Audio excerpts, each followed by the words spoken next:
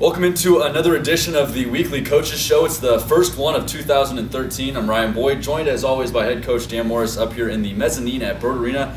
Coach, let's jump right into this past weekend. You guys got a chance to play NCAA Division I competition. You went to Penn State to play, and the first night you guys played at the Giant Center out there in Hershey, Pennsylvania, a big semi-professional, or I guess an AHL arena out there, and it was kind of a really cool opportunity. And setting aside the outcome of the game, just talk about what it was like for you and the team to be able to play in that situation.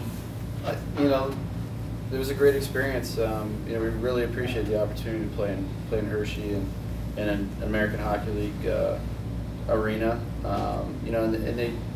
The whole staff at the rink treated us great, and made the guys feel special. And it was once in a program opportunity for us to go out there and play, and the guys enjoyed themselves outside of the score, of course. Yeah, the first game did not go the way of Ohio, obviously. It was 6-1 was the final. Now, in that game, Coach, there was about a 3-minute and 42-second span where they scored 4 goals and kind of put it away. And after that happened, you guys made a switch from Matt Mickno to Aaron Alkema, who's one of the new goaltenders for this team. And we haven't talked a lot about him because he kind of made an appearance after the new year. So talk a little bit about him as a goaltender first, and then also just kind of how impressed you were with his performance after he came in the game. Yeah, Aaron, obviously he's a big kid, big goal, he's young.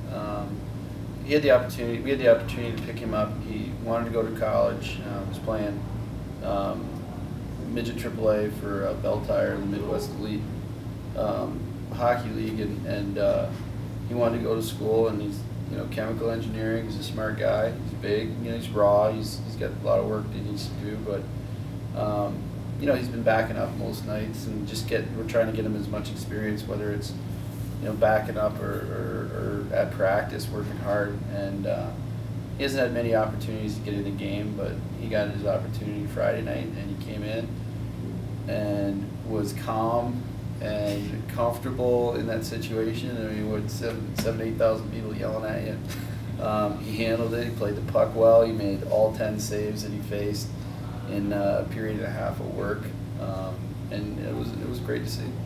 So after night number 1, it went into Saturday's game that was played at the Penn State Ice Pavilion, and it was quite frankly, a much different game. You guys still fell short, but it was 5-3 was the final after an empty netter goal. Yeah. You had a lead in the third period. What is it that changed from night number 1 to night number 2? Well, I mean, Friday night we got caught up in not playing our hockey, and it's hard. It's a very difficult thing.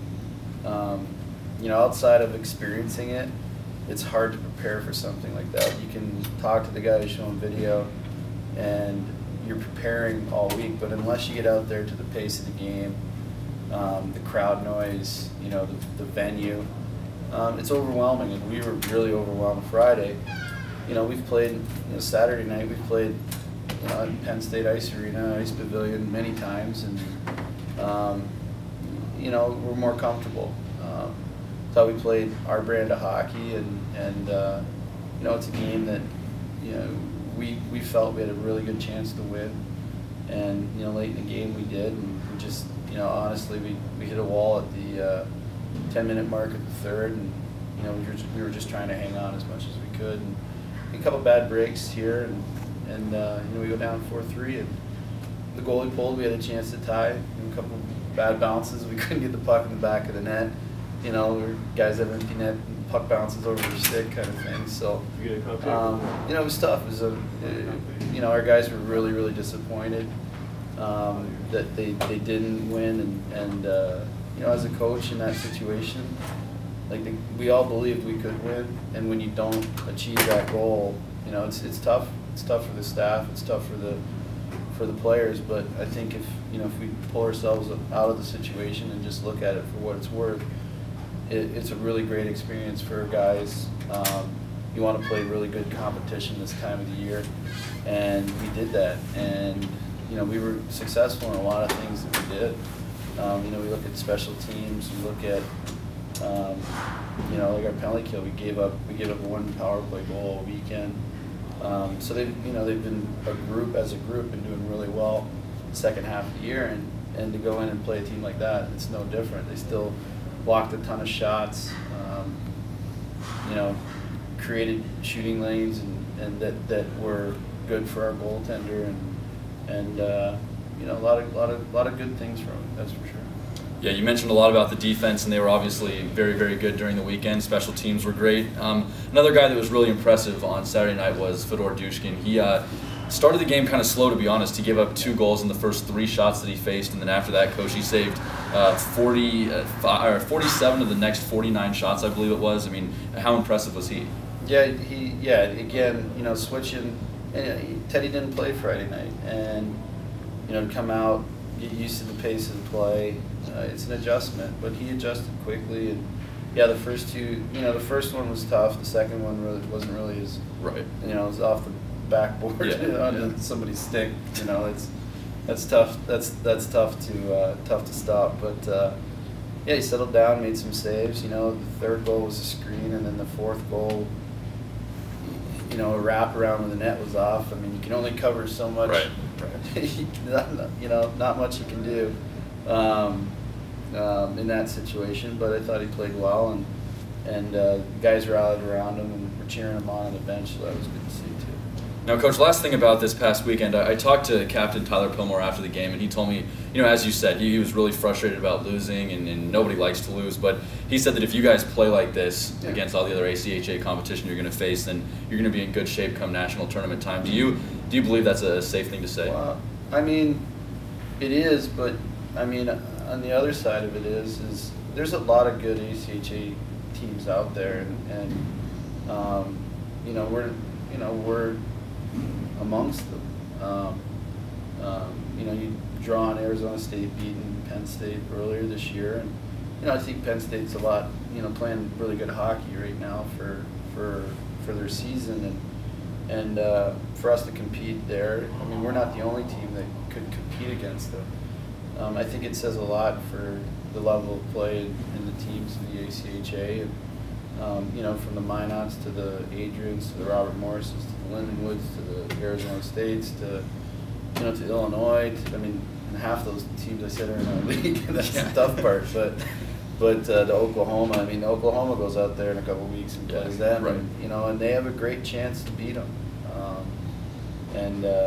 You know, it says a lot about not only the level of play in our league, but the level of coaching, just the overall product that we put on the ice in the ACHA is top notch and high quality.